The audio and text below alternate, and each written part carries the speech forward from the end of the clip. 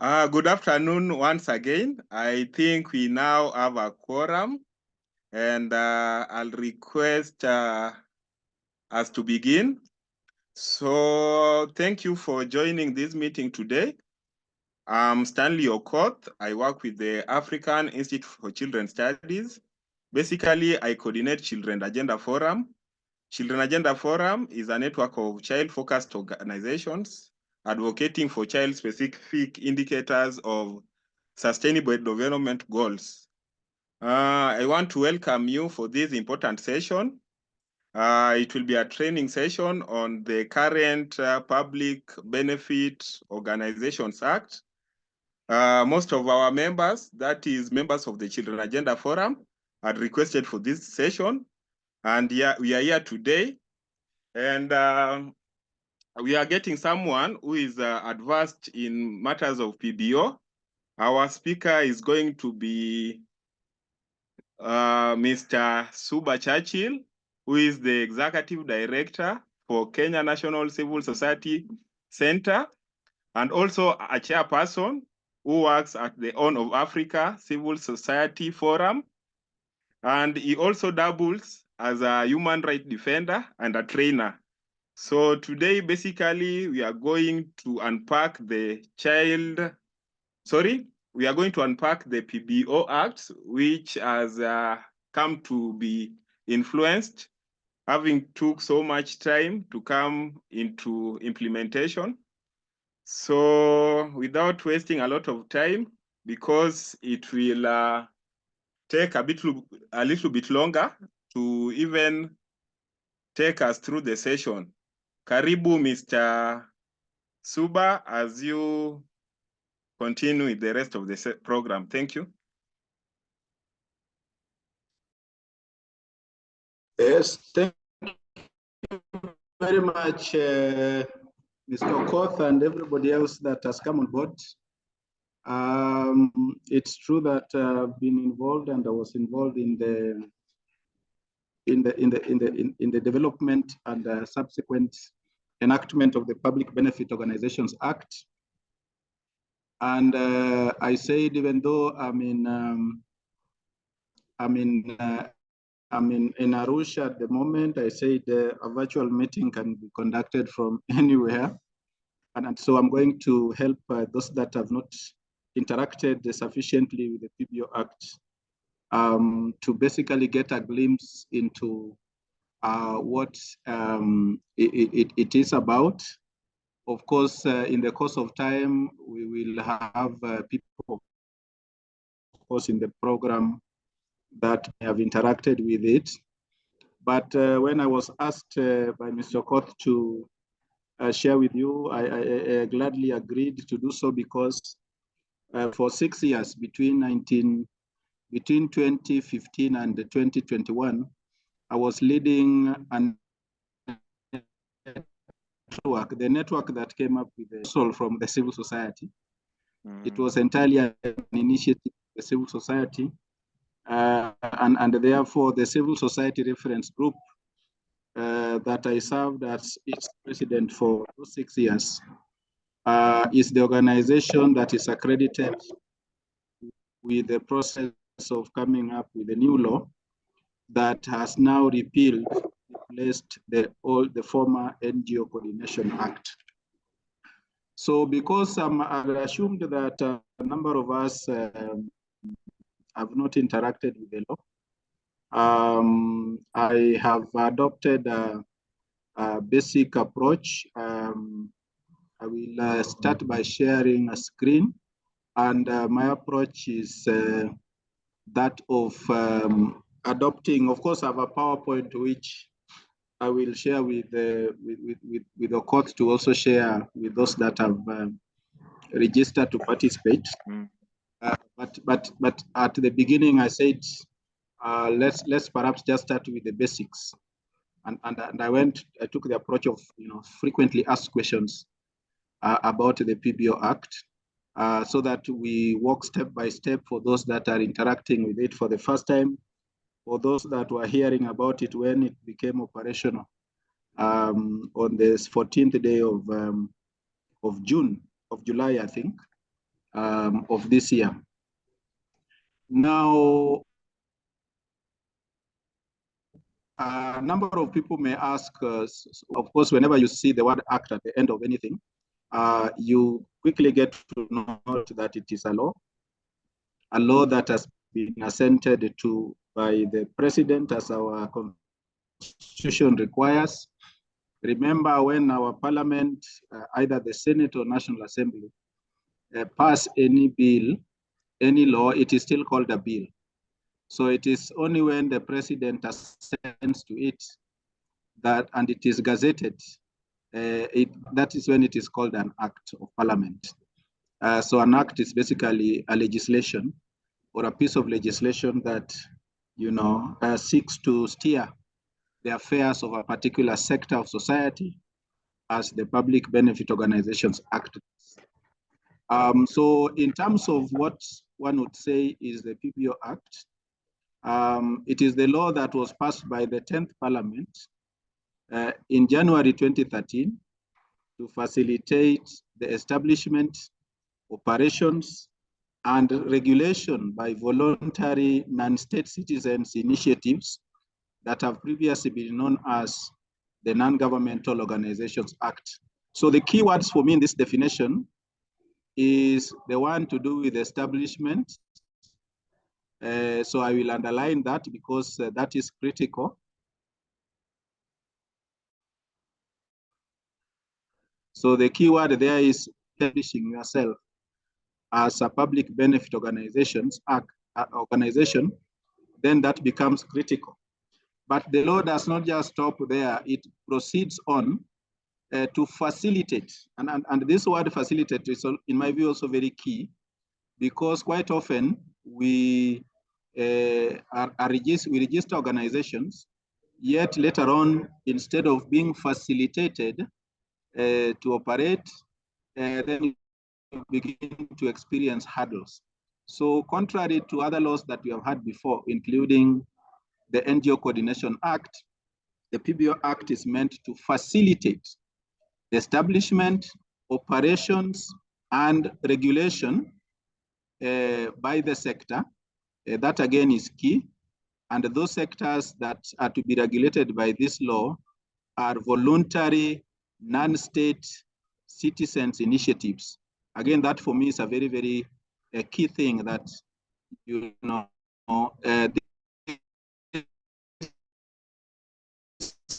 voluntary non-state city law as the non-governmental organizations. So that therefore means that moving forward, after the commencement of the Public Benefit Organizations Act, ideally somebody should not, a civil society organization should not describe itself as an NGO, because that law under which we used to call ourselves NGOs ceased to exist. And I'll be telling you shortly that if you already registered as an NGO under the NGO Coordination Act, then you automatically become a public benefit organization. So where there is an NGO in any of your documents, you may want to revise them, to replace them with the word PBO, because that is now what you are. One of the reasons, and I will, because we are part of the people who developed the law, is that one of the reasons we went into moving away from the word non-governmental organization is that it really did not describe exactly who we are. Under that law, it was more about who we are not, who the organizations that have previously been called non-governmental organizations are not, rather than who they are. And I'll give you typical examples. Where I am in Arusha, I'm sitting at a hotel called Fairmont. The hotel, I'm sure, is not owned by the government. So it is a non-governmental premise. But does it describe the NGO that we normally talk about in Kenya? No. The point I'm trying to say is that not all non-governmental initiatives are necessarily for public benefit. And therefore, describing ourselves under the old law as non-governmental organizations did not necessarily define who we were. but more or less who we were not. And that therefore necessitated those of us who framed the new law to say, why can't we describe ourselves by who we are rather than who we are not? And remember, in the previous law, there were all these non-governmental, non-profit making, non-partisan, until it reached a point where some people began to say that actually the word NGO means nothing going on because they are non-everything. And therefore, we wanted to come up with a positive nomenclature that defined us by what we are rather than what we are not. And that necessitated the shift from non-governmental to a Public Benefit Organizations Act. And we felt that whether we are registered as community-based initiatives, whether we are registered as trusts or not-for-profit companies, the key thing is that we exist as a sector provide for the benefit of the public. And when we did comparative studies across the world, including in Africa, we came up with the word public benefit organizations because it best suited exactly what we do, the kind of work that we do.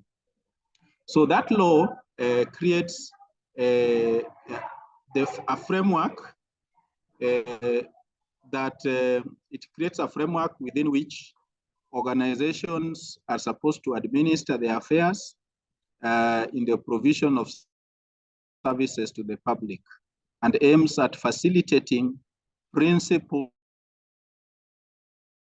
and constructive partnership with those of government. Perhaps we need to add an S to reflect the devolved nature of our governance system in addressing the various socio-economic challenges that face the people of Kenya that we serve. Of course, at times, the people we serve are not necessarily Kenyans. As a children's organization, you'll always also find yourself addressing within the principle of universality of human rights, the rights of children of refugees. We are as Kenya, we act as an anchor state where citizens of neighboring countries whose lives may be in jeopardy cross the borders. And therefore, when you ask the interest of children, as a children's network organization, you'll always find yourself also protecting the rights and liberties of people who are not necessarily citizens. But you know that once you find yourself within a territory, like I am in Uganda, in Tanzania at the moment, I'm subject to the law of the Republic of Tanzania. And the same thing applies to Kenya. Upon its commencement, as it did happen on July 14th, finally, the Public Benefit Organizations repealed the NGO Coordination Act of 1990. So the NGO Coordination Act ceased to exist on the very day, at the very moment that the Public Benefit Organizations ceased, came into operation, came into force. And that therefore means that in terms of transition, all liabilities, assets, and membership that were there, that existed under the NGO Coordination Act, were inherited by the Public Benefit Organizations Act. Now, what is deemed as of public benefit under the law, the new law? We call it new, even though it has been there since 2013. But it is new because it was just, enacted less than a month ago. Now, public benefits is defined in the law as any activity that supports or promotes public benefit by enhancing or promoting the economic, environmental, social, or cultural development, or lobbying and advocating on issues of general public interest, or the well-being of the general public, or a category of individuals or organizations. Now, as children's organization, of course, I know there are participants here who do not necessarily work for, organizations working for children and with children, But I want to assure all of you that you are all catered for. When you look at this definition of public benefits as provided for under the Public Benefit Organizations Act. So if you are engaged in any activity that supports or promotes public benefits by enhancing or promoting the economic, environmental, social, or cultural development, or you are lobbying and advocating on issues of general public interest or well-being of the general public or a category of individuals, including children, whether they be they persons of disability or organizations, category of individuals or organizations, then you are considered to be a public benefit organizations. And the one important thing here is that when you look at the definition here, where organizations are catered for, it means, therefore, that even a network of other organizations, an umbrella body, a sectoral or thematic network, is described as engaging in public benefit work. For example, you have just said as you are introducing the forum, Mr. Stanley, that you work for a network of organizations working for and with children.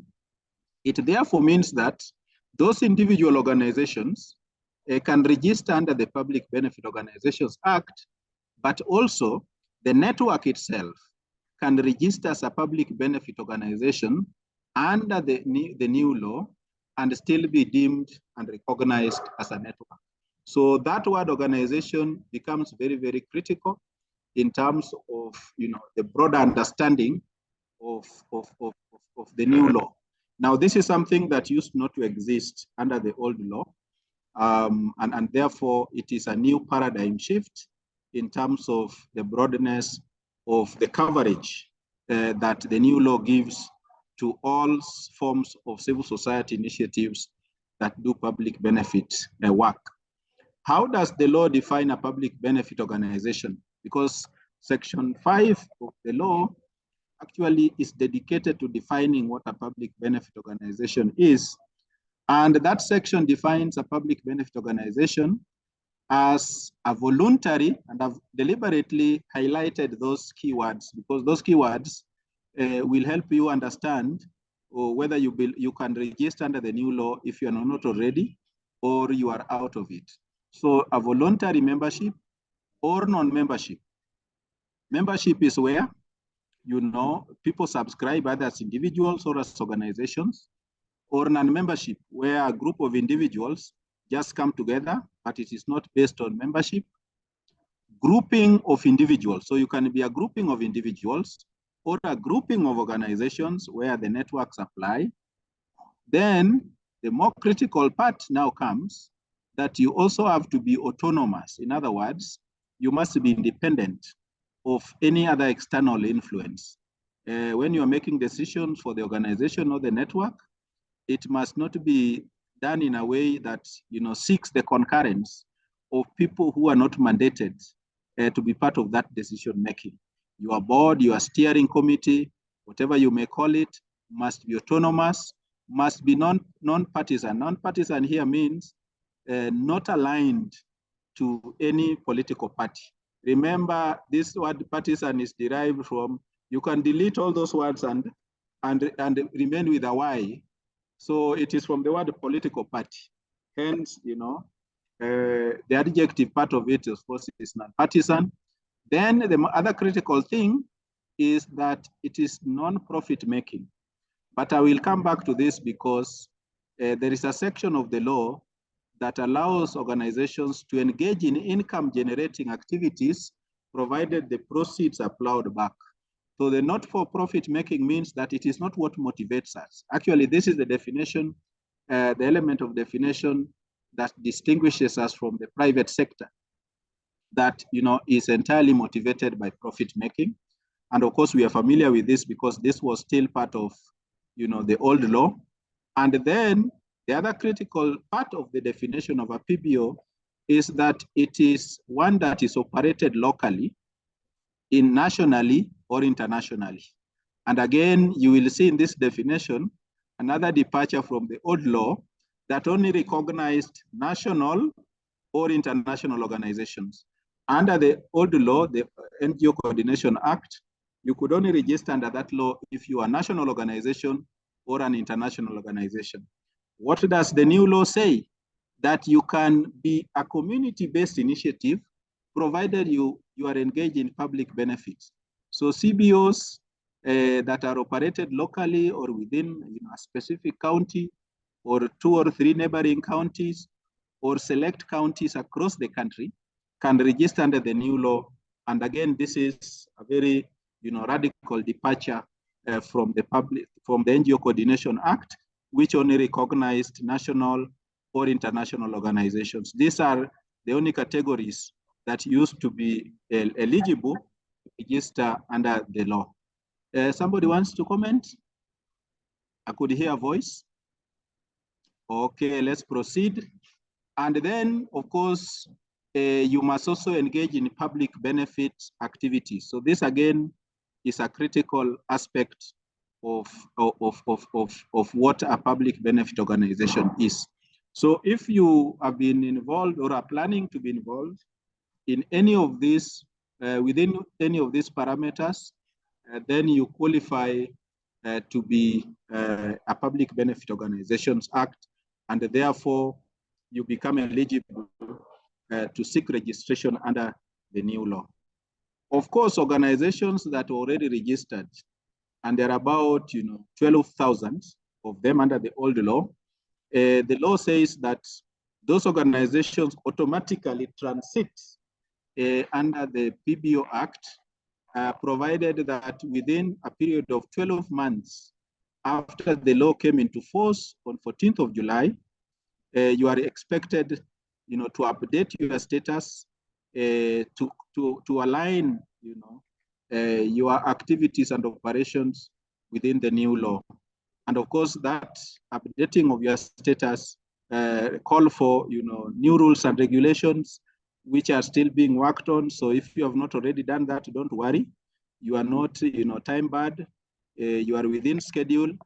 A new regulator that is now called the Public Benefit Organizations Regulatory Authority, that has taken over the place of the NGO Coordination Board, will get in touch with you when they have the necessary instruments to enable you to transit and update your status in accordance with the new law. Now, the PBO Act also is very clear in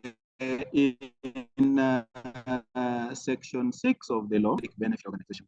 Remember, such terms as civil society are very broad. And most of these organizations that I'm going to take you through are actually part of the civil society, but they cannot register under the Public Benefit Organizations Act.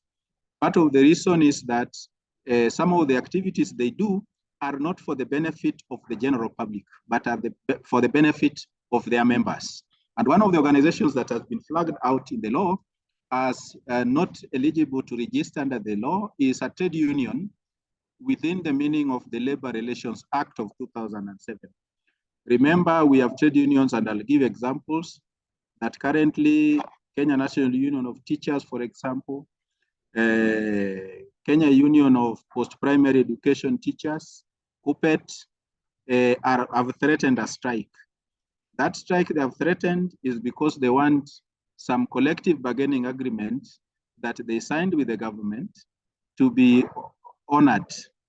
And when those agreements are honored, it will not benefit the public.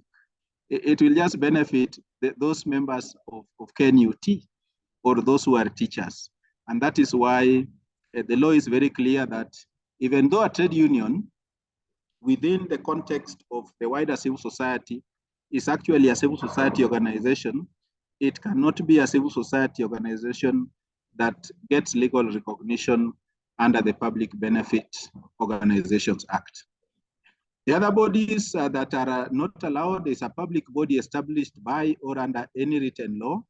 And by this, we mean most of these, parastatals or entities that are established under the law.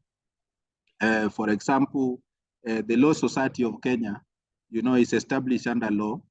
The Architectural Association of Kenya, all these professional bodies that you see around are established within specific laws, and therefore cannot, purport to want to register under the Public Benefit Organization Act.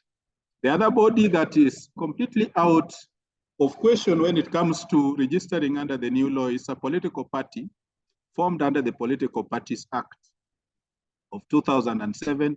Of course, this law has been since revised. So, but any organization that is recognized as a political party under the Political Parties Act cannot therefore be registered under the new law.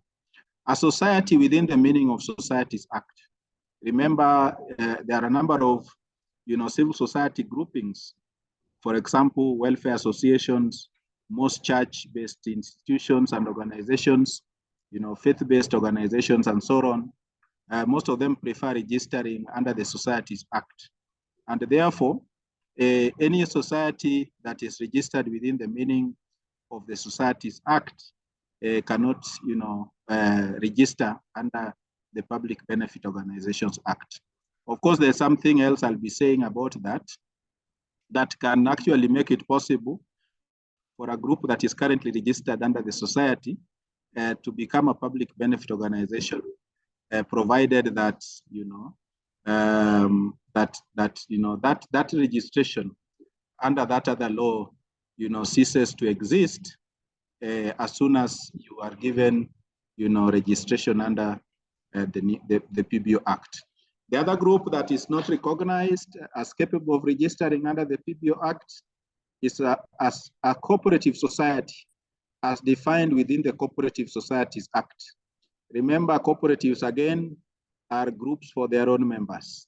The same to society welfare groups that are registered under society. Normally, welfare groups, say, for example, you find yourselves as people from a particular locality and you find yourselves in Nairobi and you think that you want to come together to form some welfare association. Most of those welfare groups are for the benefit of its members, dealing with funerals and so on, some of those welfare things, illness, fundraisers to pay bills and so on and so forth. So the same thing with cooperative society as defined within the meaning of the Cooperative Societies Act. Circle society within the meaning of Microfinance Institutions Act, again, cannot be registered as a public benefit organization. And most of the common denominator in all these organizations that have been left out of the Public Benefit Organization Act, you will always find that they are for the benefit of their members and not for the general public. Another group that is also not possible to register under the PBO Act is a community-based organization. And the key thing is whose objective is for the benefit of its members. So that is the defining differentiation. Whose objective is for the benefit of its members. Of course, we know there are a lot of community-based organizations out there that are, established for the benefit of the public, that are promoting access to safe drinking water, are sinking boreholes for the larger community to benefit from, are constructing schools, promoting general welfare of the people and children and so forth. Now, those ones can register under the new law. But if you are a community-based organization whose objective is for the benefit of your members, then you get left out of the new law. Now, one may therefore ask, why then was the new law necessary? And I think this is the most critical part because, it is not fanfare to migrate from one regulatory framework to another with all the challenges that come with it, new rules and regulations, the politics of it. Remember, we have had this law since 2013, and it was coming into force, on the 14th of July, over 11 years later. And so why was the new law necessary? And I think at this point, some historical facts would help us understand why, the initiators and framers of this new law thought it was necessary. One, the existing framework within which we have been operating as voluntary organizations has not been adequate and lacks adequate regulatory and institutional mechanisms for the many organizations working in the country to complement both the national and county governments in all spheres of public service delivery. You remember that, in 2010, we adopted a new constitution that created devolved units. Now, the NGO Coordination Act of 1990 was actually enacted in 1990, first of all, under one-party system. And therefore, because of that, its provisions tended to capture the political exigencies that were obtaining at that time. Remember, in 1990, and the politics, those of you who are a little older like myself will remember that it is in 1990 that the popular agitation for multipartyism was at its peak. And therefore, when people were coming up with this law, of course, the NGO Coordination Act was also an initiative of civil society actors, some of them including the likes of Elkanah Odembo and the others, veterans who preceded us. But the government also had its own anxieties. Their fear was, at that time, Kenya was a one-party state. And here we were pushing, were civil society people pushing for a regulatory framework. Organizations like Kenya Human Rights Commission had sought to be registered as an NGO in Kenya, but were told there is no law. And so KHRC, the one that we know, that is based at Valley Arcade, first got registered in the United States of America by the likes of Makau Mutua, who were already in exile there, because there is no law that existed at that time. So when Moi was confronted with a situation where people are agitating to form NGOs, a number of lecturers had been thrown out of the university, mainly the University of Nairobi, because they were agitating for the formation of academic staff unions. And some of them were thought to be communist in their look of things. The likes of Professor Ngugi wa Thiong'o, the late Michere Mugo, Maina Wakinyati, and Willy Mutunga. They were all lecturers there, but they had fallen out with the system because of their liberal ideological inclination. And therefore, when the government finally accepted to enact the NGO Coordination Act, it threw in certain provisions that enabled them to deregister organizations without any recourse to a fair hearing or be given a chance to defend yourselves. And that is why even as late as 2014 and 2015 and part of 2016, Fazul Mohammed was able to deregister groups because there were certain provisions in the NGO Coordination Act that government put there deliberately to enable it contain anybody who, having been thrown out of KANU, which was the only ruling party, wanted to pursue their political interest through an ungovernmental organization. And that therefore meant that in a multi-party democracy that we claim to be under the new constitution, it was no longer tenable to be regulated under the NGO Coordination Act, which was framed in a single party era with all those restrictive provisions that enabled the government through the regulator to deregister groups. So in order to cure that arbitrary, those provisions that made it possible for the government to arbitrarily deregister groups, to arbitrarily freeze accounts of organizations, including, you remember that of Muslim for Human Rights, Haki Africa, Kenya Human Rights Commission has had its accounts frozen, African Center for Open Governance, AFRICOG, that is led by, Gladwell Otieno, Inuka, Kenya Nisisi, and many other groups have had, the organizations. Those provisions were in the law that has just been repealed. And therefore, as Kenyans embrace the new constitution, they say let's also have a regulatory framework that is in accord with the new constitutional dispensation. According to the 2012 NGO Coordination Bureau, the government authority regulating the sector at that time, there were this number of NGOs. Of course, by the time the law was repealed, there were almost 12,000 in July this year. And that indicated that the sector was growing by about 500 organizations each year. But the potential for the sector to grow is much higher than that.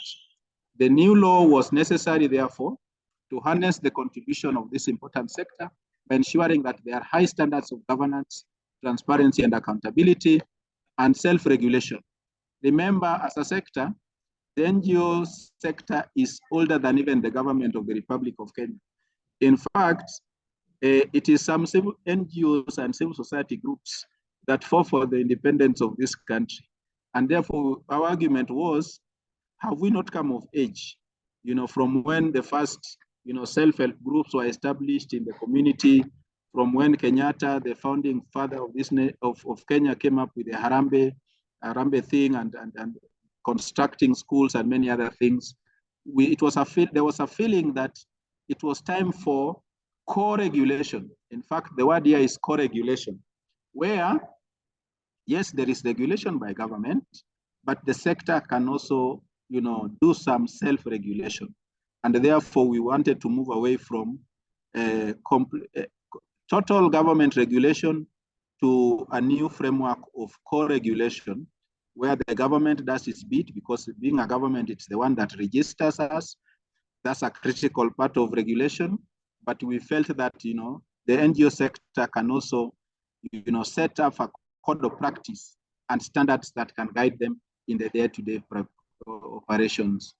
And we were doing this while at the same time establishing an enabling environment for the public benefit organizations to be able to effectively support development processes, social cohesion, tolerance, democracy, respect for the rule of law, accountability, and the realization of a culture of human rights in Kenya. All of which, are still, still have a lot of deficits. You'll agree with me that even if we have one of the most liberal constitutions that I participated in writing also in 2003, 2004 at the Bomas of Kenya conference, we still have the practice. It's one thing to have a law, but the practice has a lot of deficits. And there is a number of instances when we have experienced democratic backsliding, and therefore we needed a new framework to be able to still push the government to live the latent spirit of the Constitution. More importantly, and as I finish, remember the civil society generally was critical in pushing through the adoption of Chapter 6 in the Constitution of Kenya. And Chapter 6 is about leadership and integrity. One of the questions that we asked ourselves as we were coming up with this new law was to say that now that we are almost successful in getting the Constitution of Kenya adopted in 2010, should that, expectation of integrity, should it just be a matter for people in government or a matter for the civil society? And because civil society advocates for, democratic ideals, respect for human rights, we said, charity must begin at home. And therefore we said as a sector, we must be the first to demonstrate that we can be people of integrity. And therefore that also was another impetus for pushing for the new law.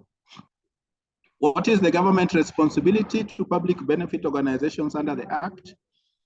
For the first time, there is a schedule in this new law that lists out the responsibilities of both national and county governments to the sector, and particularly those organizations registered under the Public Benefit Organizations Act. They are expected to provide an enabling environment. An enabling environment means policy, in terms of policy, in terms of government policy, whether it is at the national or county level, government policy should be one that recognizes and appreciates a civic culture where citizens are at liberty and are enabled to participate in the management of public affairs.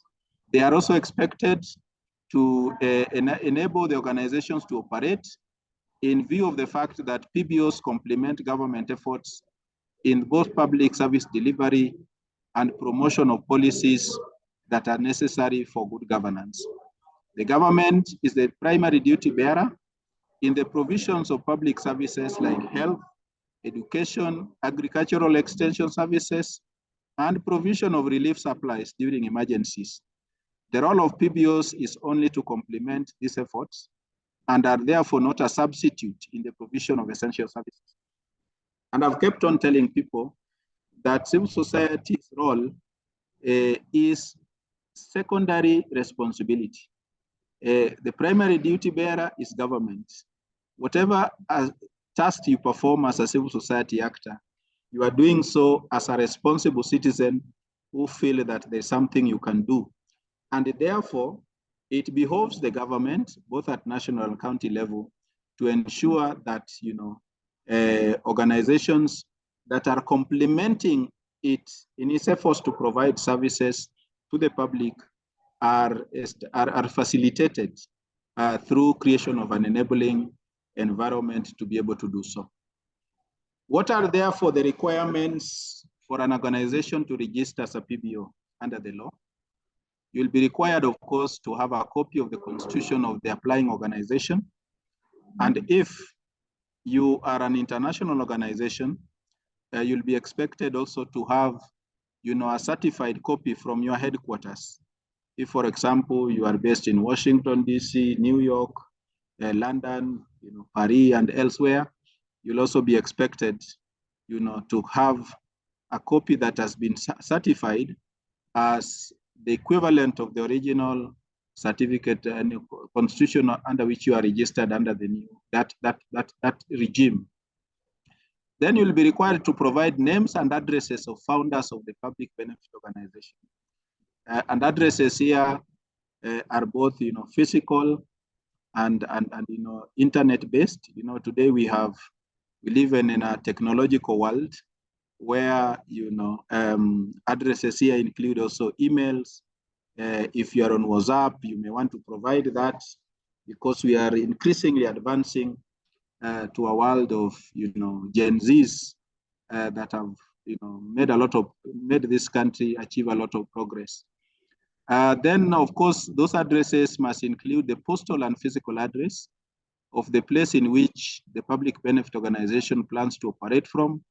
Of course, during COVID, we learned that we can still run stuff from home, and therefore this address does not necessarily mean that you must give a physical space, but ideally, it's a place where you coordinate the activities of your organization from, and so don't feel obligated. And today I'll surprise you. Organizations as big as Open Society, today, from the days of COVID, does not have a physical space. Their staff here are allowed to operate from home, and they are all networked through internet. And so that therefore tells you that there is going to be a lot of flexibility moving forward, and you do not necessarily have to have a huge physical space, but an address where you can be contacted and you can be able to coordinate your affairs. That constitution must, of course, have the purposes, objectives, and principles, activities of the public benefit organization that you want to do, the prescribed fee, and other information as may be required by the registering authority. Of course, as I pointed out earlier, this prescribed fee does not appear in the law. It is something for the rules and regulations that is still under development and consideration, and therefore you need not to worry about how much it is. but we'll have to negotiate because this government under President William Ruto has demonstrated a very high appetite for taxes. And we suspect that when they'll come up with the rules and regulations, there is every likelihood that they may want to hike those fees beyond what people used to pay under the NGO Coordination Act. And so we need to be on the lookout and participate actively in the discussions that will determine those fees that will be prescribed in the rules and regulation. Can an international NGO register as a PBO? The answer is yes. International NGOs can register as a public benefit organization under the new law by filing with the registering authority the following. Of course, an application form, which again will be prescribed under rules and regulations, proof that it is a legal entity in another country, the organization's address in Kenya, a written statement by the authorized representative from the organization's headquarters. And those are the additional, registration requirements for, international organizations. I've always wondered why Kenyans do not want to form international organizations, so that as Oxfam seeks to register as a PBO in Kenya, Mr. Stanley here will be seeking to register his network in Uganda or in Europe also as an international organization, because some of these become necessary when you want to tap into the resource base that is available for public benefit work in some of those constituencies. In countries like America, if you do not comply with their not-for-profit status, and that is clearly prescribed in their law, then chances of accessing funding from America become very difficult. And as we speak now, the Kenya National Civil Society Center that I lead is seeking to acquire that not-for-profit status in the United States of America, because it becomes easier for them or any entity there to support you if you have that status. Because when you do not have it, they are not clear on how, how to prove that, the monies they give you will not be used for purposes of profit making. An international organization may, however, be exempted from registration as a PBO if it does not intend to directly implement any activities or programs in Kenya, or operate from Kenya to implement activities or programs in another country. You know that Kenya, as I said earlier, is an anchor state. And what does an anchor state mean? An anchor state is one where international actors are able to anchor or set up base for the purpose of enabling them to provide assistance to other countries that could be in situations of conflict. So you'll always find in Nairobi an office of Care Somalia, Trocare, Somalia. It means that that office, though based in Nairobi, is not implementing activities in Nairobi. Another example that I'll give you is Amnesty International. We have Amnesty International Kenya chapter that is led by my good friend Otto Nirungu, but we also have Amnesty International Regional Office that does not focus necessarily on Kenya, but focuses on countries like Burundi, Ethiopia, and elsewhere. ActionAid has the same arrangement. There's ActionAid Kenya, and then the ActionAid Regional Office. Oxfam has actually brought its global office from London to Nairobi. So if you find yourself next time somewhere around Yaya Center or Chaka Place, ask for the offices of Oxfam, and you'll be shocked to find that the global office that even addresses issues in Europe and America of Oxfam UK is based somewhere around Chaka Place. But of course, they are also addressing country offices and so on and so forth. So those are international organizations. Of course, recently we had the government harassing Ford Foundation, which we found very unacceptable and something that needs not to happen. especially after the commencement of the Public Benefit Organizations Act. What government agency will be responsible for registering and regulating PBOs? So in addition to self-regulation mechanisms that the law establishes, there is the Public Benefit Organizations Regulatory Authority. Now, this is what has replaced the NGO Coordination Board under the new law. So when you go to, I think it is for 15th or 16th law, don't ask for offices of the NGO Coordination Board. Or maybe because people still know as such, the security guards may guide you and show you where it is. But the correct name of that entity is now Public Benefit Organizations Regulatory Authority. Of course, it is a little longer, a bit mouthful. And recently when I was involved in a meeting where staff of this regulator were involved, some of their own staff are still struggling to pronounce the name correctly and in full. So that will be the one responsible for registering and regulating public benefit organizations, be they local organizations, be they national organizations, or international organizations, as we have learned. The authority will be run by a board comprising the following: a chairperson appointed by the cabinet secretary, under whose docket the sector falls. Of course, currently the sector is domiciled under the Ministry of Interior and National Administration, but of course we have issues with that. But we said, let's fight our battles one battle at a time. Perhaps now that the PBO Act is commenced and it will be running, we will at some point want to ask why the sector should be considered a threat to national security and domiciled under that ministry.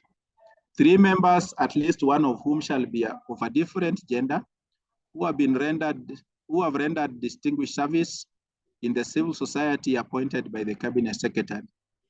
So that again is another category of membership of the board. There must be 3 members, one of whom shall be, remember, within the context of the 1/3 gender principle, who have rendered distinguished service in the civil society that will be appointed by the cabinet secretary. By the way, something I need to add, for you to be appointed a chairperson of this board, you must have served in the civil society sector for at least 5 years. That is provided in the law. And same for the current chair who has transited from the NGO board, who we might entertain because he was not part of this framework. The next board that will be appointed will have to meet these parameters. Then, of course, the usual character of government entities, a number of principal secretaries from line ministries for matters relating to PBOs. So there is currently, of course, this I think is under Raymond Omolo, who is in charge of Interior and National Security Services. Principal Secretary for matters relating to finance. So we'll also get, the Principal Secretary for Finance. Principal Secretary for Foreign Affairs. Remember, there is, PBOs have an international character, like the Ford Foundation. Remember, Ford Foundation is not registered under any of these laws. It has an agreement with the Ministry of Foreign Affairs. And that is why my good friend Abraham Singoei Korir was instructed by Ruto to write a threatening letter to Ford Foundation. But now the Ford Foundation can now register under this law. The Attorney General, we have a brand new one who will also be a member of that board. A public officer from a government department determined by the CS responsible PBO. So I think this gives, the government a free hand to pick anybody from a government department that they consider is responsible for PBOs. And one of my, my thinking is that because we now have community groups registration act under which the CBOs and self-help groups will be registered, perhaps the director of that authority will be the one, representing that sector in this board. Then, of course, the chairperson of the governing board of the National Federation of Public Benefit Organizations. Now, again, you will allow me to say something a little more about this. The National Federation of Public Benefit Organizations is the one that will replace the maligned NGO Council. Remember, we are supposed to have a voluntary umbrella body for all organizations registered under the old law called the National Council of NGOs. Now, because that NGO Council has been so maligned, we decided to change its name to National Federation of Public Benefit Organizations. And that National Federations, the chairperson of that National Federation will also sit in the board. And elections of that National Federation of Public Benefit Organizations will be overseen by the Independent Electoral and Boundaries Commission, just to give it credibility. Because one of the reasons that has contributed to the discrediting of the NGO Council is the lack of proper elections and lack of legitimacy of those purporting to be in that council. So as it is today, there are, I think, 3 or 4 factions of the NGO Council, one of which, led by my good friend Cheboi, operates from Nyayo House, 16th floor of Nyayo House, which is set aside for the intelligence service. So I wonder what an umbrella body, a leader of an umbrella body of voluntary organizations is doing, sharing the same floor with the National Intelligence Service at Nyayo House. Your guess as to what he could be doing there is as good as mine. He must be gathering intelligence on behalf of the NIS and feeding into government intelligence system. There'll also be 1 female and 1 male member of the board of the federation nominated by the board. So in addition to the chairperson of this board, there'll be 1 male and 1 female of those who are elected as members of the National Federation of PBOs to also represent the sector in that board. Does the law provide for self-regulation by PBOs? Part 3 of the Public Benefit Organization Act provides for self-regulation by allowing organizations to form, to join, and to exit any forums of public benefit organizations and to participate in the election and other lawful activities of such forums. In addition to the forums of like-minded organizations, like the one you have formed around, the African Institute for Children Studies and so on, there is established a federation of PBOs to be known as the National Federation of Public Benefit Organizations, which shall be the umbrella body of all public benefit organizations registered under the Act and the self-regulation forums. So what platforms are we talking about? 1, this law tells us that you, in addition to being a member of the National Federation of PBOs, you can also establish a network like we already have. Thematic networks around children, county-based networks are formed around the 47 county boundaries that we have. And then those networks can register and be recognized, given recognition status by the regulator as self-regulating forums. So that is 1. Secondly, of course, is the National Federation of PBOs that is now the national umbrella body, which shall be, bring together all organizations registered under the Act. The federation shall take over from the Non-Governmental Organizations Council and will be managed by a governing board elected under the supervision of the Independent Electoral and Boundaries Commission. So that is provided for in the law. And the mischief we wanted to kill, of course, we have a very discredited IBC. One may ask, why should you drag IBC into civil society affairs? But we are alive to the current state of affairs in the NGO Council, where any group, any individual that is able to buy tea for a cup of tea for 25 members Remember the quorum, despite having over 12,000 NGOs registered under the Act, the quorum still remains 25 as it was way back in 1990. So if you are able to buy a cup of tea for 25 members of the council or organizations registered under the Act, the old law, then you can proclaim yourself as chairman. And that's what Cheboi, Kipkazi, and others have been doing, leading to factionalism and the lack of effectiveness in representing issues affecting the sector. The main objective and function of the Federation is to promote self-regulation by enforcing compliance to statutory obligations and facilitating the building of capacity of PBOs for effective service delivery. Remember, we are in a sector where we are driven by passion, but not everybody who has the passion to make a contribution has the necessary skills. Previously, today I see a lot of colleges offering courses in NGO management, courses in community development. Those of us who entered the sector earlier never had those benefits. And therefore it was about learning on the job. And so one of the responsibilities that has been put under the Federation is to build the capacity of organizations under the sector, to network them, to help them acquire skills of fundraising and NGO management, so that they are able to lead those organizations effectively.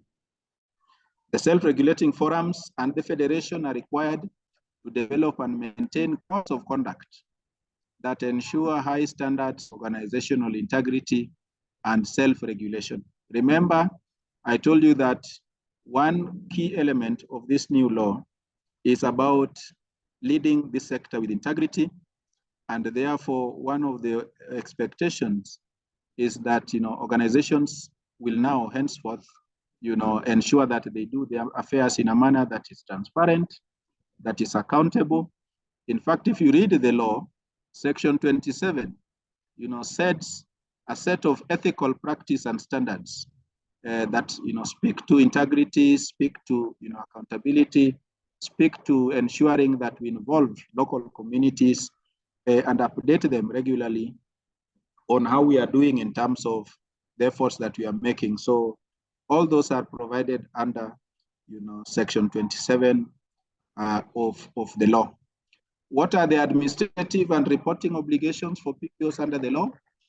The PBO Act demands a clear separation of roles between the governing boards of the PBO on the one hand, and its administrative and day-to-day management arm on the other hand. Remember, if you have an organogram as an organization, there is a way in which things flow from the level of the board to the lowest person in the office. And therefore, at the peak, at the top of that organogram, you have the policy-making organ of the organization. Now, those ones are normally expected to do their work voluntarily. Voluntarily means they are not on a payroll, except, and this is a distinction I want to draw, there are organizations that have an executive board. When you have an executive board, it means those who are board members are the same ones implementing. So that is an executive board. But if you have a non-executive board, then you must therefore have a clear demarcation between the board and those who are involved in the day-to-day running of the organization. And that is an obligation that is placed in the law that we are expected to observe, so that those serving on the board of a PBO do not also do so on a voluntary basis. Voluntary here means they're not on a payroll, but of course they must be facilitated to do their work. If they are coming for meetings and they are coming from far, an organization must cater for their transport costs. An organization must cater for their accommodation for the duration that they'll be at the venue of the meeting. And the organization may say, okay, we displace you from your place of residence, and therefore you are entitled to some out-of-pocket allowance to enable you buy a new a toothbrush to enable you, because you cannot be carrying everywhere you go. The only toothpaste that you have for the family. Remember, in families, people have one toothpaste, one big one that everybody uses. So you don't want to punish other members of the family by carrying your toothpaste, the family toothpaste everywhere you go. So where you find yourself displaced in that manner, it is still voluntary, even if your organization takes into account some of the expenditure that you may incur. And I'm saying all this because I know the word voluntary has been abused in this sector, where people take it that if you are a volunteer, then they are not supposed to care how you reach the office. They are not supposed to care how you get back, yet they are making so many demands. The word voluntary here means not necessarily on a payroll, but there is no harm in being given some stipends to be able to meet your needs as you serve the organization. In the pursuit of its aims, objectives, and activities, a PBO shall be guided by stringent ethical principles and aspirations, and I've already alluded to where they are found in the law. Section 27 of the Act, and demonstrate commitment to the sanctity of human life, peaceful and nonviolent of democracy, human rights, and the rule of, so that you do not, engage in skewed development that the same population that you are serving at the expense of others, ethnic, cultural, racial, or religious intolerance, and other forms of discrimination. All these things I'm reading are in the law, of not boggling you down with the technicalities of legal, jargon, and commitment to the promotion of gender equality. And you will find most of these principles in section 27 of the Act. PBOs are required to implement internal accounting and administrative procedures that ensure transparent and accountable use of resources and keep proper books of accounts and related records. We are saying that as an organization, you may not be in a position to buy space statement as private sector do, but we are saying that there is no harm in you report, annual financial report on the reception desk at your office, or pinning something, a summary of it on a notice board in your office where any interested member of the public may want to look at it, and just generally appreciate. Of course, there'll be this report will be filed by with the regulator, but it is also still important that you do that. All PBOs are required to prepare annually a statement of accounts, have it certified by an independent auditor before submitting it to the Public Benefit Regulatory Authority.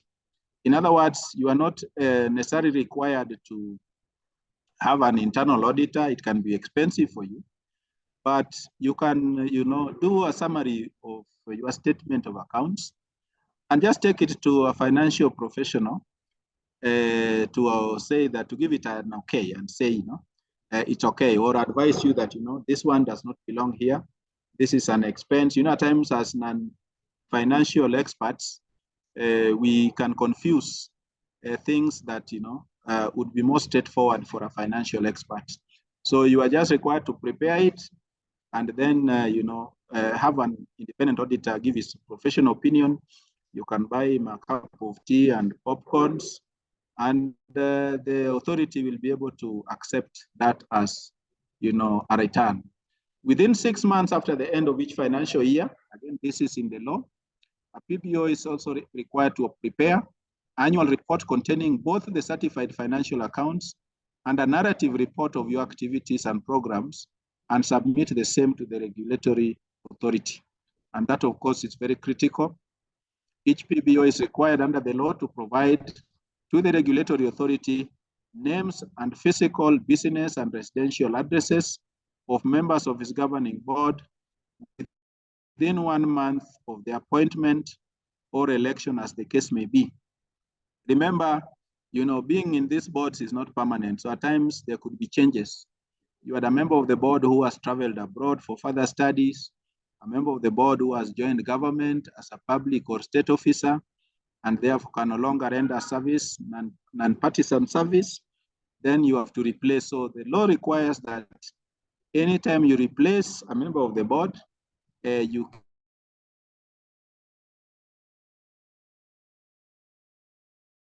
updated in terms of a lot. And I think in the interest of keeping people on board, 1 hour of listening is too long. It's too long for adults. And I was trained that when you are dealing with adults who are not used to listening all the time and who have their own ideas, I think I'll pause at this point and invite, any comments, any questions, any input, because I'm sure in the audience there are people also with a lot of expertise in these matters, so that we can engage and make it a little more participatory. Over to you, Stanley, if you can, help us, harness the views of participants. I'm seeing about 30 of them. I'm sure there are people on the platform that would want to also make some suggestions and seek clarifications. Yeah. Thank you, Churchill, for that insightful session. It was enlightening for sure. And thank you for taking us through the overview, the key provisions, and any other things that you mentioned that are quite beneficial for us in the state actors. So as a normality, we are keen on listening as we ask questions. And this session, I'll probably welcome a few questions to the speaker, so we can do it over the chats or maybe react on our reaction button. So there is a question someone had asked by the name Eric, and it states, can companies registered under limited by guarantee be still registered under the new PBO Act? That is our first question. I'll repeat. Eric asks, can companies registered under limited by guarantee be still registered under the new PBO Act? I think we'll maybe do some other questions as you take them. Probably we'll do 5 questions as you respond to them. So I'm seeing a hand by the name Dennis. Kindly unmute and go ahead. Dennis? Yeah, thank you so much. I hope you can hear me. Confirm, please. Yes, loud and clear. Yes, we're hearing you very well. Thank you so much, Senior Suba Churchill. I work with you closely in the UPR, chairing the person with disabilities cluster. But on this, my question is, I happen to be one of those culprits that Fazil landed on and revoked my registration. So do I have any recourse for this purpose under the new regime, or I must apply afresh? Then number 2 is with regard to the so-called, returns that NGOs we usually do to the NGO boards. Will that be still the case, or presenting an audited report just suffices? Thank you. Thank you, Dennis. I think that's well noted. Suba, you wanted to react to something? Yeah, I just wanted to deal with those as more of them come. It's okay. It's okay. Go ahead. So that we do not lose track. First of all, the one relating to not-for-profit companies. One, the law does not require that all public benefit groups or not-for-profit making organizations register under it. There was an attempt at some point during the reign of Fazul at the NGO board to make it mandatory for all organizations to register, but that amendment was defeated and it didn't carry on. And so it does not exist in the law as we speak now, unless of course the government wants to bring it back, which will of course lead to a lot of conflict and friction. But what does the law say? The PBO Act says that should an organization that is currently registered under another framework voluntarily decides to migrate to register under the PBO Act, it says, yes, the authority will register you, but your other registration will cease to exist. Now that's what the law says. The other option of operating under the PBO Act and still drawing the benefits under the law is a provision within the law that enables the regulatory authority to grant you the status, grant you a status of a PBO, even though you are registered under a different framework. So that way you can also draw the benefits and be treated as a PBO under the law, yet you are not, you do not hold a registration certificate. But within the rules and regulations, the regulator in consultation with the stakeholders will come up with a way in which an organization registered under different regulatory regime, like a not-for-profit company, like a trust, like a society, for example, to be granted the status of a public benefit organization by recognizing that even though you are registered under another framework, what you do falls within the purview of a public benefit organization. So there are those two frameworks, migrating, and remember, if you choose to migrate and it is voluntary, your other registration ceases to exist. That's what is provided for in the law. However, should you still want to retain that status, there is a provision in the PBO Act enabling the regulator to grant you the status of a public benefit organization, even if you are not registered under the law. Two is, my second answer is to the question relating to people who got victimized under the old framework.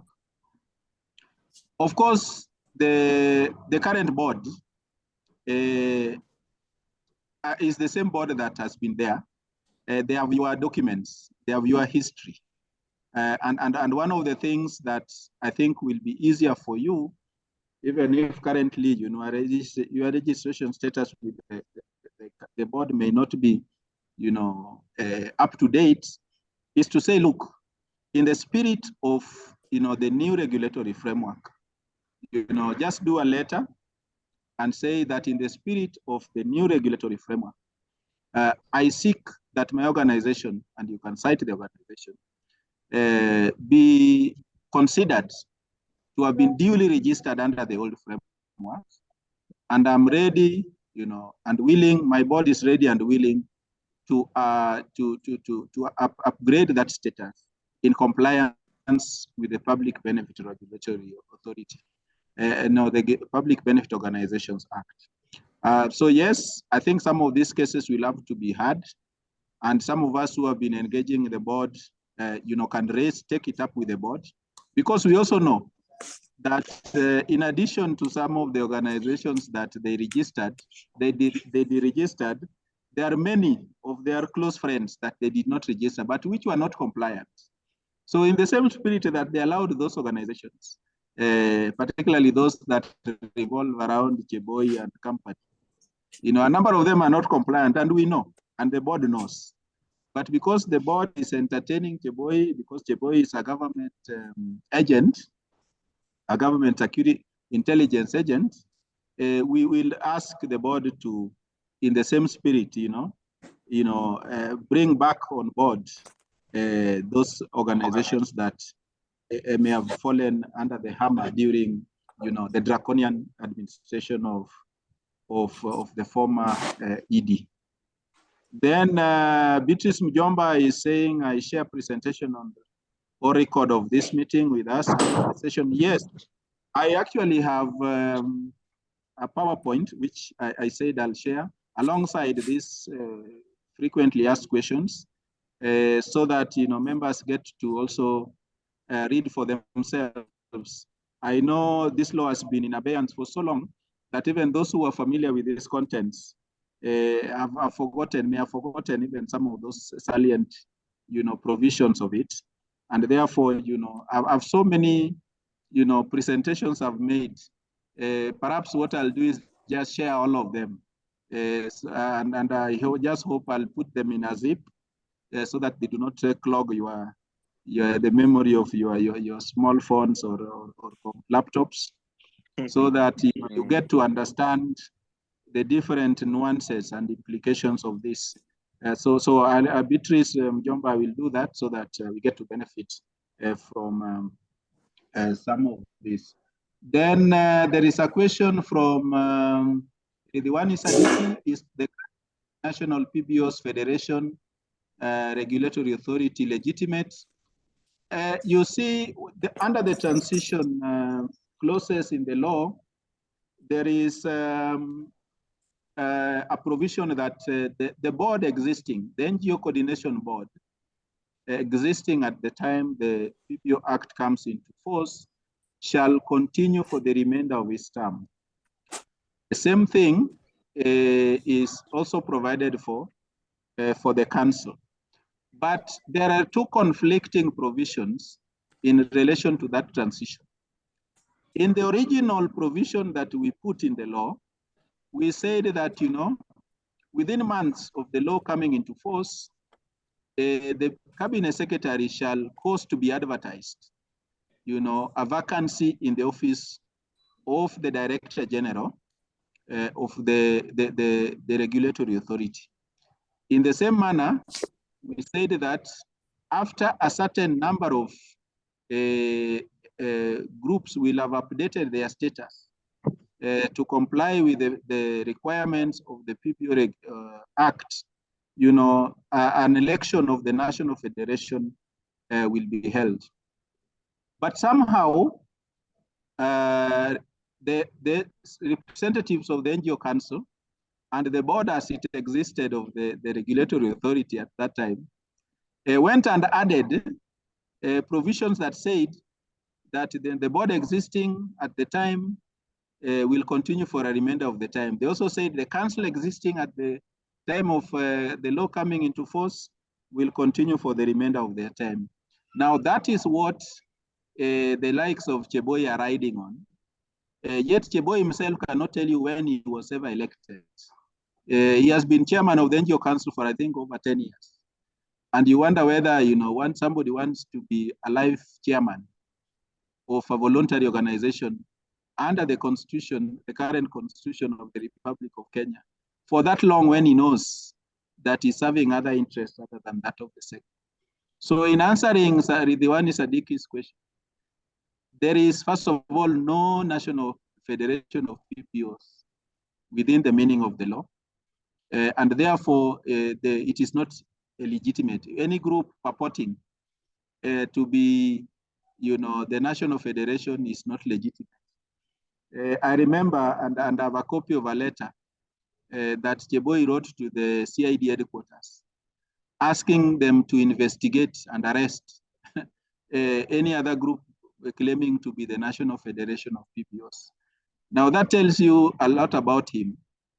That is a guy who hangs around state security agencies to thrive because he works for them anyway. It is his, of course, a constitutional right to work for the government. But we are saying that you cannot double as a government agent and also purport to serve the sector. So there is no legitimate or legal entity called National Federation of PBOs, because we never had a legitimate and legal National Council of NGOs in the period preceding the commencement of the PBO Act. Then the James Kayanda is asking if the director of the CSO is also the secretary of a non-executive board, should he or she be not on a payroll because all board members are voluntary? Now, the only person in the board of an organization that must be on a payroll, if he's the executive, if he's the chief executive of the organization, is the secretary. But you'll always find that the way boards are structured is that even if the CEO acts as the secretary of the board, there will still be a secretary of the board. The secretary may not be the ones taking minutes, but the secretary of the board ensures that minutes are kept and taken and confirmed and so on and so forth. So that is how it works. But if the secretary is the one who is the CEO and is in charge of the day-to-day running of an organization, that secretary should be on a payroll. But if the secretary is non-executive, as you say, then that secretary should only be facilitated to ensure that the CEO, does things according to plan. So that is my answer to James Kayanda for purposes of the question that he has raised. Ridhiwani again is asking, how is the process of organization given PBO status? Like, for example, if an organization was to start the process of transition, where does it start? I think this is one of the areas that will be clarified in the rules and regulations. The law only states that the board can grant an organization the status of a PBO, even if that organization is not registered under the law. And so what we expect to see is that when we'll be developing the rules and regulations, that element is picked up and clarity is given in terms of how the board goes about that, which organizations should be considered, if at all, there is any fee to be paid, any fee for processing, just for purposes of processing. Remember, you are not seeking to be registered. And I think this provision is reserved for mostly international organizations, like Ford Foundation, that you realized is not even registered under the board. It's, it has some agreement. Most of these international big boys and girls, like World Vision, Ford Foundation, Oxfam, you'll always find that, of course, Oxfam is registered under the NGO board, but you'll always find that most of them do not take that route. They don't prefer that route because there are organizations that operate budgets that are even bigger than our own national budget. So it is the government that needs them more than they need the government. And that's why you saw some element of arrogance in the tone of Ford Foundation when they were dealing with the government. Because they stand to lose nothing. You need them more than they need you. If you make Kenya hostile for them, they just relocate to Kampala, Addis Ababa, anywhere they want. And it turned out that they have been funding government processes more than the government was ready to disclose. And so that provision, I think, is reserved for some of those entities. And of course, even national entities can benefit. But a lot of the details of how that will happen is likely to be fleshed out in the rules and regulations, because not everything can be contained in the law itself. Then where or how can one access the regulations and rules? They are not yet there. They are being developed. They'll have to be negotiated. Remember, they also have to go through the parliamentary process. There's a committee of parliament called Committee on Delegated Legislation. Now, that's the one that adopts rules on behalf of parliament. Then they are brought, then they are adopted by the whole assembly, and then they are gazetted. So it is going to be a process.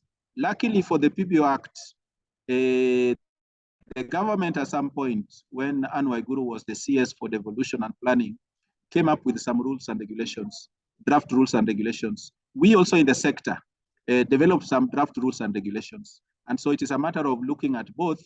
And the good story is that the fella who developed rules and regulations for us who are in the civil society reference group is the same one who got a consultancy to develop for the government. But you know, Kenyans are very interesting. The provisions he was making, for example, for the set he developed for government are very stringent. The one he developed for us, you know, suited our purposes. For purposes of, I think he just, you know, changed a few things in the one he developed for us and gave it to government to earn them. But it is Gada Wondo who did that for us. He's a very experienced, you know, legal drafter. He has worked with the Office of the Attorney General before, but today he serves as a consultant, an independent consultant. So a lot of these details will be developed, are still in process. So you cannot access regulations, rules and regulations now because there is no single one adopted. But if you want to access the drafts we developed and the one the government developed, I can always share, but I can tell you that they are just drafts, but they can help you understand the kind of thinking that has been going on with respect to how those rules and regulations will look like. Yes, your email, of course, I've seen Erickson, Andrew. I think Stanley will take this email address so for purpose of sharing the documents and presentations. And of course, you are thankful for the insightful and detailed presentation. I'm trying to look to register as a member organization of CAF. Kindly follow this link. I think this is information from Stanley, so that those who are interested in joining the network can do so. Then there is a question, is the current PBO Act sufficient even at the county level, or should the PBO Act be domesticated at the county level to enable locally led CSOs to be registered at county offices? You know, yes and no. If you allow the counties to regulate you, remember that will not exempt you from regulation by the national regulator. I think we should be advocating a situation where the public benefit regulatory authority devolves its services. Currently, they have an office in Kisumu. I know they have an office, I think, in Garissa. I know they have an office in Mombasa, and also I think in Eldoret. But for you not to suffer double jeopardy, you know, being subjected to double reporting and filing of returns, you would not want a situation where, you know, these things are devolved. Devolution is good, but it can also create layers upon layers of reporting requirements that can bog you down. And one of the challenges with allowing county governments to get into these processes is that county governments can also be mischievous. We have seen some counties also that are, you know, prone to mistreating civil society actors. We have seen civil society groups, you know, victimized in some counties for trying to hold their county governments to account. And if you allowed them to register you, I remember at one point in Kisumu, Professor Peter Nyang'nyong'o purported to have, you know, deregistered a community-based organization based there, just because the organization had tried to hold them to account. I know also, for instance, that there are groups, there are counties that have attempted to victimize organizations that they think are promoting, you know, same-sex relations. That is not, even if you have an issue with such organizations, it is not the mandate of a county government to deregister an organization that is registered under the Department of Social Services, which is a department under the national government. So I found that some county governments also demonstrate these dictatorial tendencies that can be inimical to the enabling environment that we are seeking to benefit from under the new law. So I would not encourage James Kayanda to consider going through that path. And I'm saying that knowing very well that in Tana River, for example, the county government even enacted their own NGO regulation framework. There is a reason why regulation of groups like NGOs is left with national government for purposes of establishing one standard, a standard mechanism. Otherwise, if you allow the counties to, do whatever they want to do, then you'll be subjecting yourself, because that will not exempt you from the national government claiming that regulate you. So I hope I've responded to the questions that were asked verbally and those that I've seen on the chat. Oh, there's one person who has raised his hands for so long. Fred Ogweno. Fred Ogweno. Yes, Fred, kindly. And sorry for that. We knew we would come to you later on. Thank you. Thank you very much. I appreciate. I don't know if you can hear me clearly. Yes, you are. You are very audible. Yeah. Thank you very much. Allow me to appreciate the organizers of this forum, my senior and very close friend, Suba Chachi. And thank you for the invitation. I think this is something that we really needed for a very long time, and we hope that there would be more of such engagement. This one has been very insightful and very informative presentation. I just have a few concerns and thank you very much, and then I Fred. have a comment. And thank you so much. Yeah. Thank you. Yes. Now, to Mr. Suba, could you kindly clarify who is eligible to vote? Who will be voting in this federation for PBO organizations? Because you've talked about the elections to be managed or presided over by IEBC. But again, you haven't touched on who is eligible as a voter. Are they organizations or so? I think you can clarify on that. Then, to what extent that the Act insulates the PBOs from interference and intimidation by the state? Because we've seen like what you've talked about from Cheboy, and we know our government would always come in to try and use divide and rule and try and form some NGOs, like the things that we have seen, and other interference like what we are seeing, the registration arbitrary, what used to happen during Fazul's time, and what we've seen recently during the Gen Z. And another one is that the space of non-registered organizations that would want to claim their space. And taking a notable example is the Gen Z revolution, or what we were seeing, that to what extent that, I just want your comment on this regarding how Gen Zs were able to organize themselves without necessarily being registered, because sometimes when you are registered, then you become easy target. We saw a Morphers group that came out spontaneously because there was something that was lacking for someone to fit. I still don't know how this is addressed, because my senior Stuba, you know very well that not all organizations or civil societies can be registered for some reason. Some are just existing there, Another, you had said it in some forums that not all have to be registered for reasons that are best known to us. And then my final comment is on mushrooming of foundations. We understand that foundations under the Act, I don't know what you will talk about, what you say about this. We've seen foundations that are being registered by profit-making organizations, talk of Safaricom, talk of Equity, and even politicians who are, for the reasons that are best known to themselves. Again, you see even people who have never built even a cattle dip, who have never even contributed a cent in a local church, are now running to form foundations in the name of doing charity work, and yet they are not meant for charity.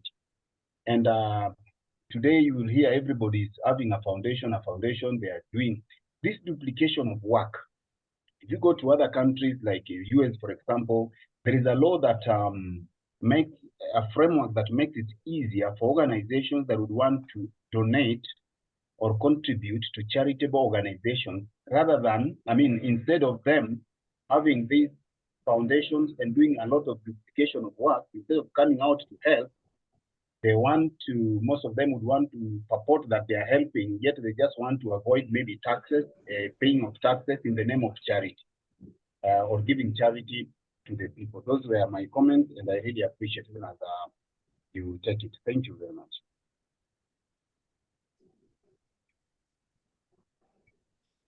Yes, thank you much, Fred. Of course, at some point your voice we kept on losing you a bit, but we got the thrust of your comments. Of course, one starting with the fact of eligibility for election into as a member of the federation. Of course, I've also noted that Sadiq Ridwan has raised concern that from when the law came into force,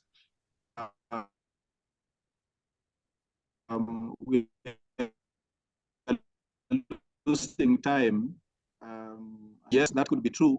Part of the challenge with losing time is that when I left the leadership of the civil society reference group and handed over to a new team of leadership, that team, I don't know what they did, but it seems they mismanaged the outfit. And within 5 months, I remember I left in September 2021. By February 2022, they did not even have office. Yet, we had office at Ofungamano House, for which, we had furniture donated by members and, groups like Oxfam and so on. We had equipment. How they were able to mismanage that. We had the monies in bank accounts. We had membership fee amounting to over $1 million. How they were able to mismanage that within 5 months is a feat that, I think no one else has been able to achieve in recent times. So part of the challenge is lack of an umbrella organization that primarily focuses on, the PBO Act. And so there are people doing pockets of activities here and there. I know that a faction of that civil society reference group formed another group called the Civic Freedoms Forum, but they are very low key. It is like a private members club that does not reach out. I've personally never been invited by any of them to any activity, but occasionally I see tweets from their end, and they seem to be doing something, but in a very low key affair, in a very low key manner, that does not measure up to the kind of, PBO summit, you remember, Fred, that we used to hold, bringing, over, 1,000 leaders of civil society groups from across the country, the diplomatic community, government representatives, and so on. So I think because of lack of that, kind of an all-embracing framework, people in government could be taking advantage of that to just sit down, because nobody wants change.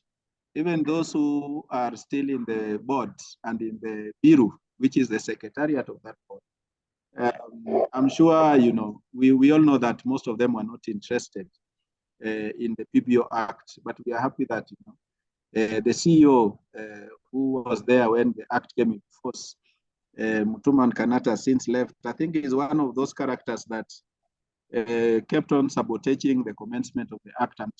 And when it was gazetted, it caught him by surprise. We are happy that there are 6 left. We are hopeful that those who are there, will work with the stakeholders and the board that is in place, that is still continuing for the remainder of their term, so that we move this process forward and try to get to recover lost time. So in terms of eligibility for elections, I think it's tied around this 12, so that when there are rules and regulations, and those that are already PBOs by virtue of having been, already registered under the law, and therefore automatically transited PBOs, will require time to update their status. And of course, if that status require, if, for example, the fee being paid for for membership of the National Federation, which again will be in the rules and regulations. Once people pay that, and those that were already registered and were perceived to be members of the council, maybe top up, if at all it will be more than what they used to pay. I don't even think the current council even has a bank account. And I've told you how some of the factions that hang around the border operate. One of them operates from Nyayo House. And every time I've met Cheboy, I've asked him, what is it you are doing in a house, Nyayo House of all places, that is associated with the torture and that should be, earmarked as a national monument of shame? What are you doing there? Reporting at 8, he reports at 8. Even if you are chair of a legitimate council, you're not a full-time officer to be reporting at 8 and leaving at 5. But because of what I know he does, there he has to report because he's an employee of government doing other things. So there'll be, all those, negotiations. But I think in answer to your question, Fred, I think all organizations that will have updated their status and the new ones that will have registered, by the time it will be perceived that there is sufficient quorum. Remember, even the quorum for that federation must be provided for in the regulations. It is not there in the law. So if there will be such a time that, a considerable number of people will have, transited, and additional considerable number of organizations will have registered afresh under the new law, then, elections will be called, and we hope that that will be made public, and that, the whole sector, and not just pockets of it as it is happening now, will be involved in those elections so that, they are legitimate. And because it will be presided over by the IBC, and the IBC does not exist as at now, then it means that, we can also take advantage of the ongoing reconstitution of the IBC.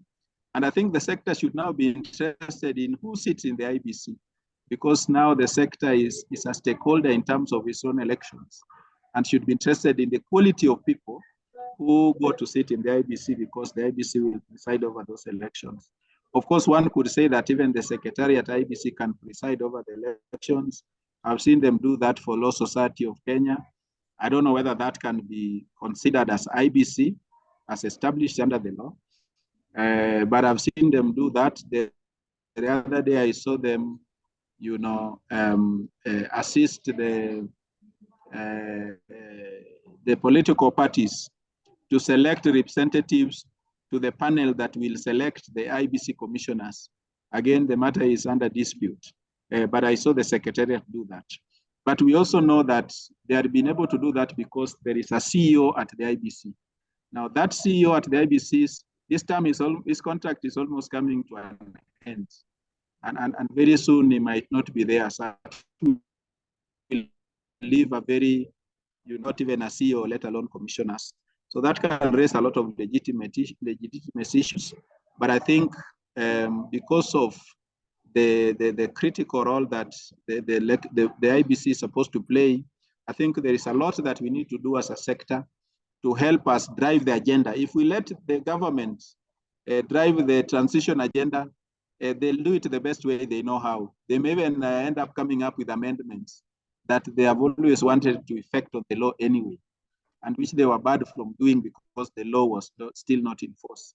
Now that the law is in force, I will not be surprised if whatever the government is thinking is how now to achieve the amendments they're belonging to make on the law, instead of rolling it out so that the sector and stakeholders get a sense of what it is like. But it is a very good law. In some of the presentations that I'll share with you, and which I would be glad to highlight again if another session will be organized, is the benefits that, the benefit of registering under the new law. The tax exemptions, the ability to engage in income generating activities that I alluded to, the opportunities for partnership and collaboration with governments at both national and county level. All those are in the law. The freedom to advocate and do lobbying for anything under the sun, except those that are prohibited in law, like terrorism and so on, are all there. In most countries, you have to seek permission to do advocacy. And in some countries, limitation of funding. Of course, they tried to amend the PBO Act to also introduce those limitations. Organizations are limited in terms of how much they can raise from outside the country. Now, this law does not have those limitations. They attempted to bring them, we rejected them, and government hopefully gave up on them. And I think moving forward, I don't see any government under the sun that can want to bring back some of those draconian amendments. So there are a lot of benefits that come with registering under the law. And we hope that, when it comes full cycle and there are rules and regulations, we hope that we'll now be able to establish a national federation that is legitimate, that is accountable to the people, and one that will not be operating from Nyayo House in Nairobi of all places in the Republic. Thank you, Chachila. I'm just trying to check on my time, and I'm seeing we have 4 minutes to time. But checking on my comments, I can see someone has raised a question. Maybe to make sure that everything is unpacked, you'll just respond to it briefly. Nyumba is asking, has the PBO's Act delinked non-state actors from the government? Yes, it does. It does. Of course, yes, the linking, yes, I can see Nyumba's question. Of course, this one is asking for the presentation, but I think there's a question he has asked a little earlier. Where is it? So he's asking whether the law has sufficiently delinked state actors from non-state actors. Yes, it does, but you will see that, as the PBO Act linked non-governmental organizations, stroke civil societies from the government. Yes and no. There can never be a clear separation, because whereas the PBO Act has clearly demarcated what is government and what is not government, even in the composition of the board that I highlighted, you saw a lot of government representatives, because government is a regulator. So at some point, you see that, for lack of a better word, called an umbilical cord, linking the two. Because government, being a regulator, cannot detach itself completely from the affairs of the sector. But if what you are asking is in relation to what I saw, especially during the time when Fazul Mohammed was the CEO at the board, even as Fazul was deregistering groups, including the one that shared his concern earlier, he was registering very unprocedurally foundations that Fred talked about. Foundations. I remember there is a Jaguar Foundation. There is a foundation, as all those Jubilee-leaning politicians at that time went to register foundation. Even Sonko Foundation that Fazul registered, and within months, 3 months, Fazul declared it to be the most well-performing NGO under the law. Of course, you would expect that some money exchanged hands. I'm told that Fazul is buying a house in Kileleshwa worth 300 million. And of course, the AICS is on his case, how we made the money enough to buy a house for 300 million. But you can imagine where the money came from. Some of these groups that he was busy registering, as he was deregistering those that he thought were anti-government. So there were all those challenges. So government, yes, there are provisions in the law that, you know, kind of delink the sector from government, but again, you cannot completely delink, you know, affairs of the sector from government, because being a government, the government is the regulator, is the one that registers you. So you have seen a lot of, you know, the role of the cabinet secretary, the role of, you know, a number of principal secretaries from line ministries, like foreign affairs, you know, interior and so on, you know, finance, sitting in the board, because government is regulator. But perhaps what Nyanjomi is asking, Nyumba is asking, is whether this new board that is established under the PBO Act will be independent, more independent than the board that we have had.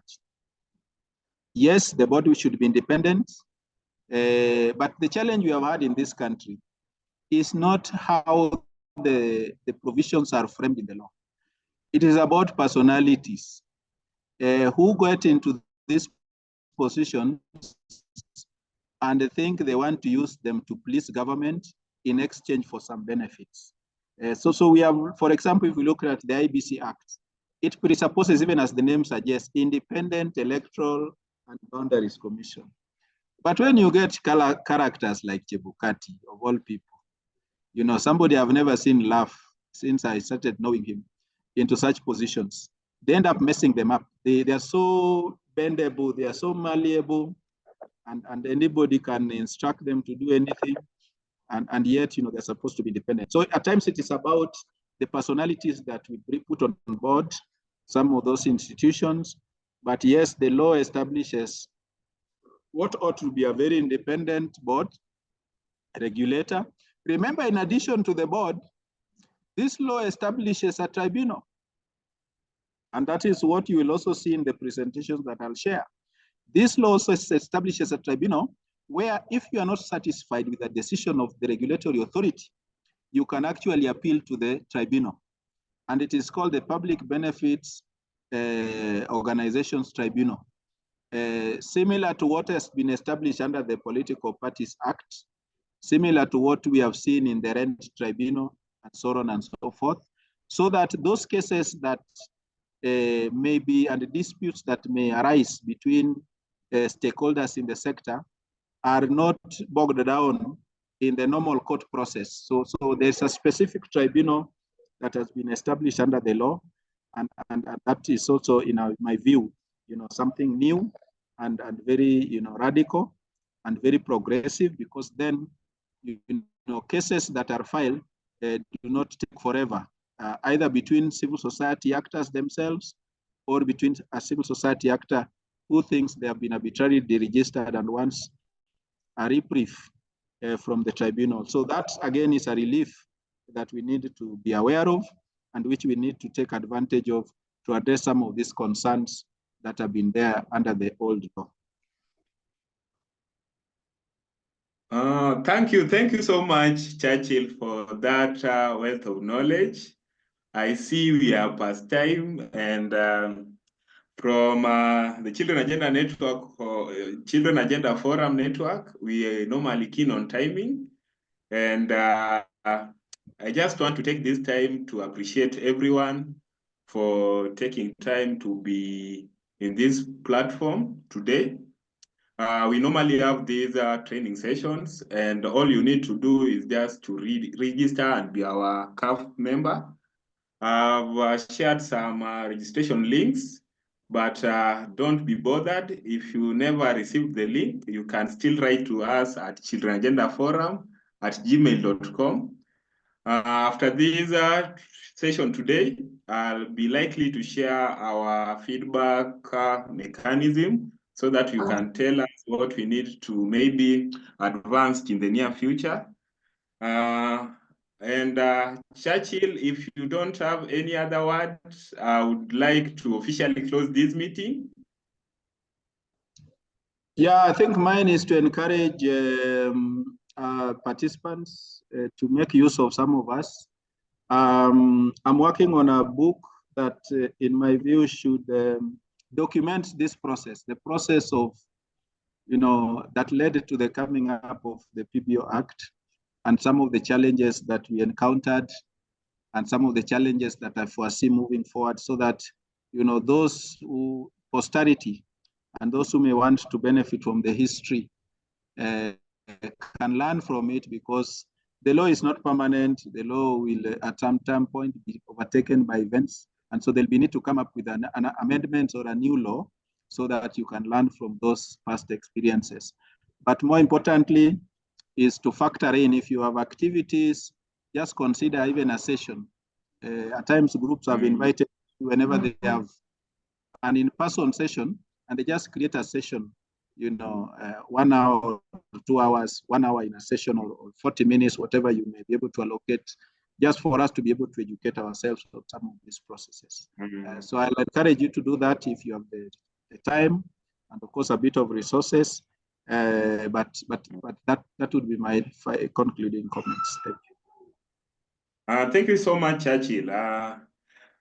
I know it's a Friday, and Churchill, if unchecked, to talk and talk. So I officially close this session. Have a fabulous weekend. Thank you so much. I'll share the registration. I'll share the documents, the presentations. Yeah, I'll forward you all the presentations Plus in the recording of this session. I'll be able to share within your email addresses. Thank you. Thank you very much.